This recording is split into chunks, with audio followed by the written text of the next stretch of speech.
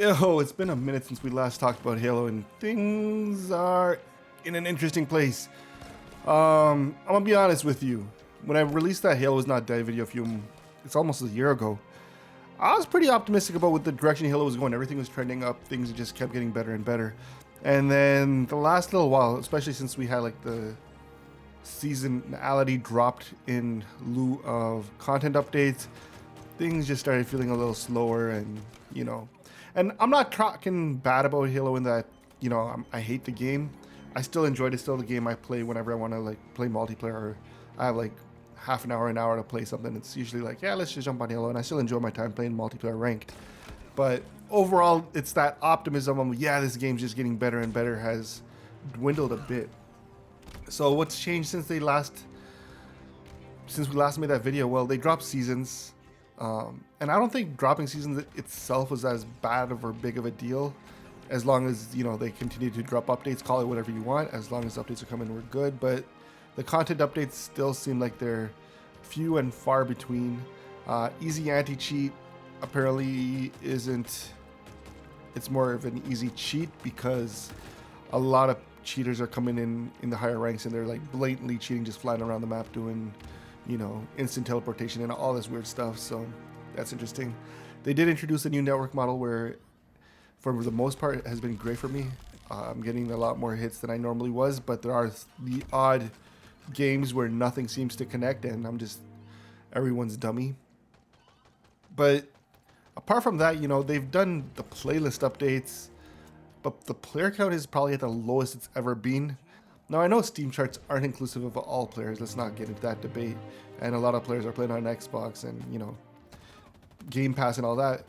But I would think that it's still a proportional representation of what's going on with Halo across console, across stores. So the Steam charts being as low as they've been is not promising.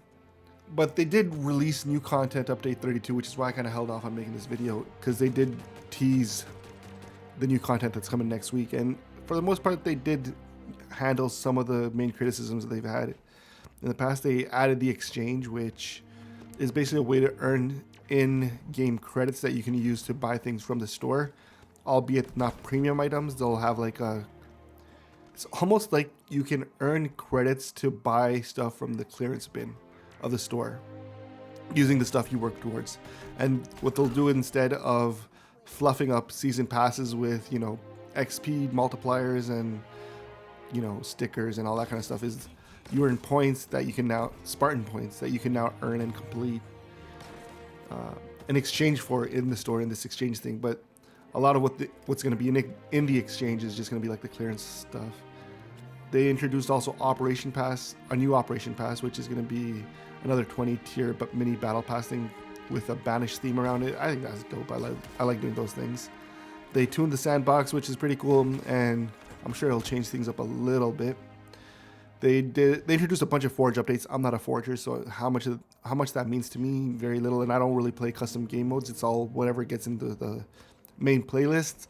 So hopefully we get some cooler maps looking in the playlists, which is one of the criticisms that Halo's been facing also is, the stuff that makes it into the playlist sometimes, like the new ranked map, they're very bland. They're saying, well, the Forger's saying, well, that was my artistic choice, and that's cool and stuff, but how come we can't get some like prettier maps and cooler maps in ranked also?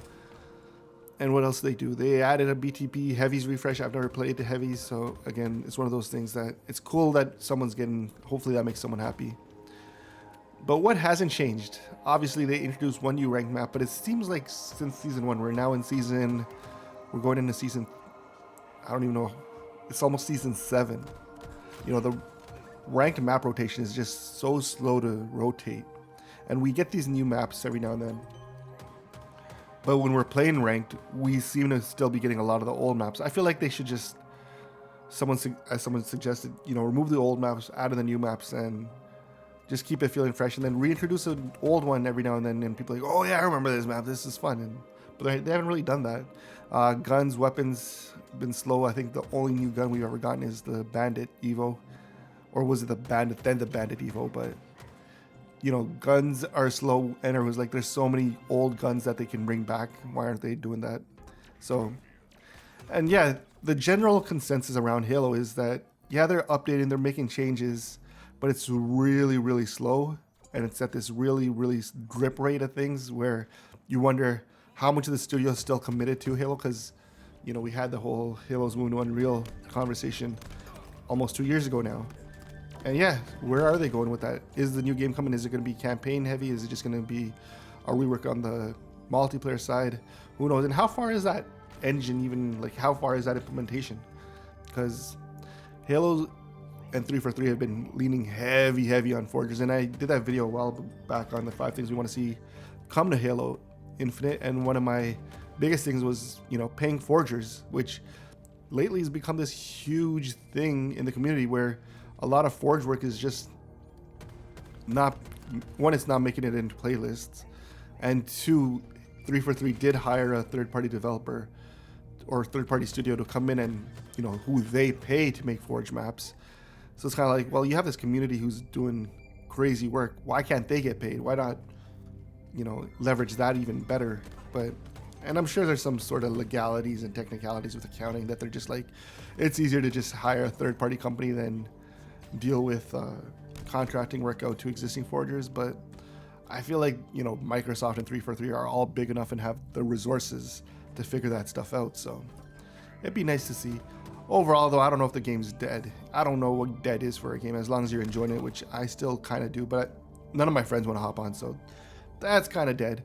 Playing 8s is still fun, but even in the 8s league that I'm in, I'm playing in Halo Rec League, or I used to play in Halo Rec League. You constantly see messages for people looking for subs and teams dropping out.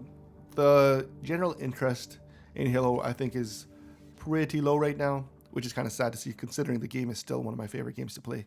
But that's all I gotta say on that, man. I'm hoping Halo gets better. I'm hoping that, you know, I'm hoping that there's an ace up their sleeve when it comes to Halo, that they are, you know, just waiting to drop on us. So Xbox Game Showcase is coming up soon. Hope Halo's a big part of that. If not, it is what it is, man. We just gotta enjoy what we enjoy. And yeah, there's a lot of other games out there to play right now, so I'm not overly sad, but I am a little bit sad. Anyways, till the next one, let me know what you guys think. Peace.